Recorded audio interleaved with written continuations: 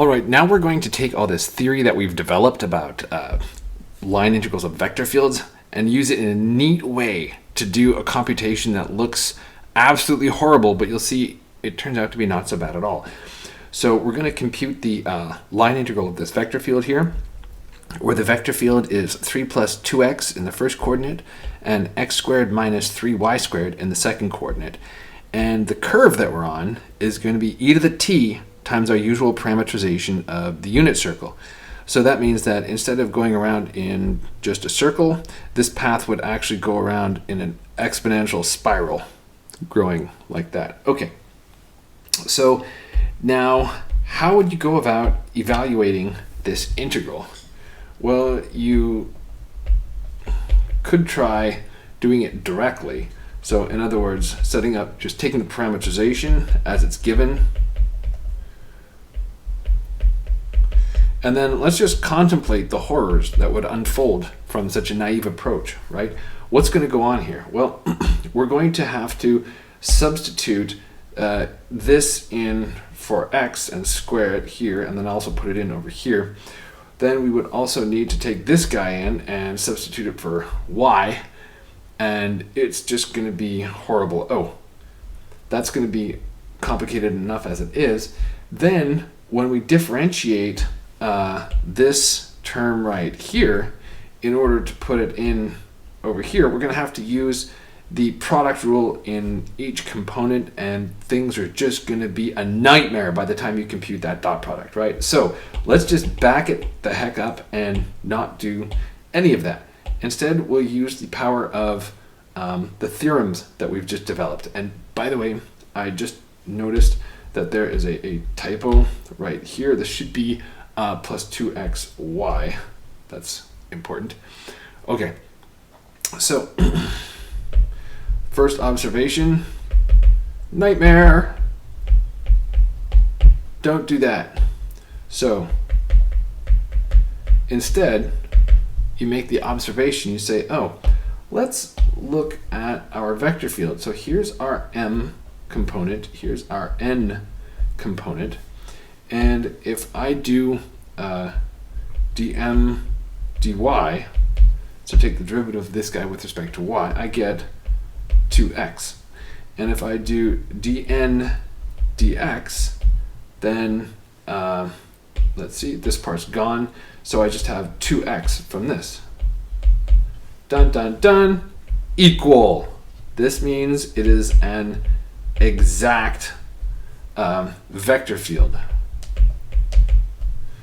Okay, so I just checked the component test for this guy, right? Okay, so this means by the theorem that f is conservative. Now, we actually have to check a condition for that. That is, namely, that the natural domain for this vector field has no holes. So we need that the domain is simply connected. And so there's no domain specified. All that's specified is this this path that's given over here. But hey, look, the components of f, those are polynomials. They're continuous everywhere, so they're defined everywhere. So we don't have to worry about any holes in the domain. A hole will appear as a point where the vector field is not defined. But these are polynomials, so they're defined everywhere. Okay. So since we know that, then we can conclude that it's conservative by the theorem. And then we can look for a potential.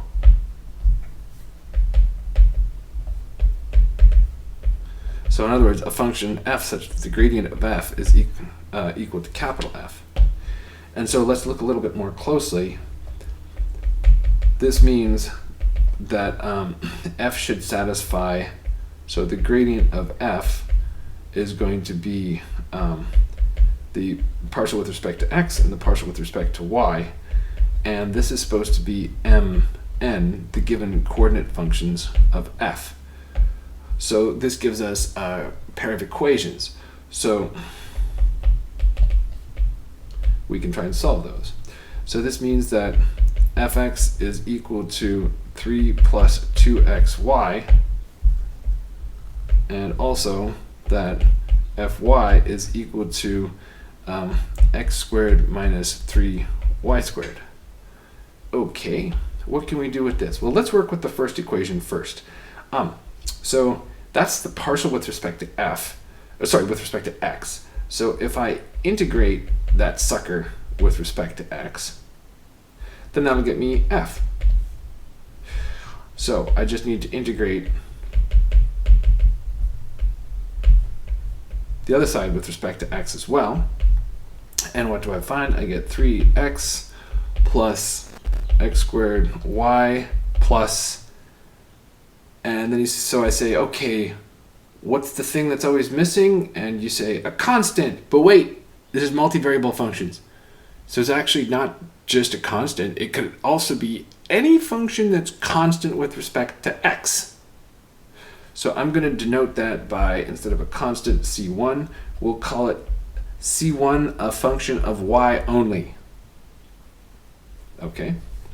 So now, and just to check, what happens if you do the derivative with respect to x of this guy right here, you do indeed get this guy right here. Because when you do ddx of c1y, it's gone. All right. So let's see. So what does that tell us then? Well, now I can compare to the other equation that we haven't used yet, which is this one over here. So if I take my expression for f and I differentiate it with respect to y, I should get this one. Okay, so I differentiate with respect to y, and then so this part is going to be gone, and then I just get x squared plus c1 prime of y. And I don't have to do dy because it's obvious. It's only a function of a single variable, so it's clear what's meant here. Okay, but then, hey look, I also know what f sub y is over here, so I can bring that down and say, oh, but this is supposed to be x squared minus 3y squared. And so from comparing these, I can see that c1y prime is minus 3y squared. And so then that tells me that c1 of y has to be equal to minus y cubed plus some honest constant little c1. And since we just need any potential function, we can take that constant to be whatever we want. So I'll take it to be 0 because that makes my life easier. Now that we've got our function f, our potential, so we've determined what f has, f is going to be 3x plus x squared y minus y squared, taking little c1 to be equal to 0. Then I can go ahead and use the fundamental theorem of line integrals to say, oh, my integral of f dot dc is going to be potential value at the beginning minus the potential value at the end of the path. And so I just punch these in, so I'm looking at little f of, and so the path ends at 0 e to the minus pi, evaluating that horrible path, spiral path. And at the beginning we just start at 0, 1, and so when I substitute those values into my potential function, I get e to the 3 pi minus negative 1, so e to the 3 pi plus 1. And so there's our answer, and we did not have to do any of that godforsaken, horrible path integral back at the beginning. There's some flexibility here too. So just wanted to point out, like, I started with fx and worked that way, but I didn't have to do that. I could also have gone the other way around. So for instance, f is equal to the integral of fy with respect to dy, which would have been x squared y minus y cubed plus some function that depends only on x, right? And then from this, I can say, okay, so I integrated with respect to y. Now I differentiate back down again with respect to x. So taking the partial with respect to x, I get 2x, and then this part's going to be gone. And then I have c2 prime of x. And then I can compare to what I had over here. And from that, I can see that this, it has to be the case that, 2xy. That's why things weren't matching up. I screwed up my derivative. Sorry about that. So then I can see that 3 has to be c2 prime of x, which means that c2 of x is going to be 3x plus some constant. So now if I take my 3x, setting little c2 to be equal to 0, and I substitute it in over here for c2, then I get the exact same formula for my gradient, and I can go ahead from there. By the way, in case you were wondering, hey, why doesn't it matter what we choose the value of these constants c1 and c2 to be? Well, look what happens when you take the difference right here. Right here.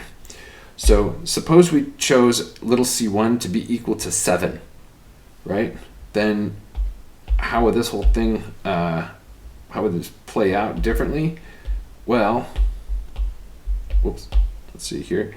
If I just scoot this along, so we'd have plus 7, and then those would cancel. So why bother having it in the first place?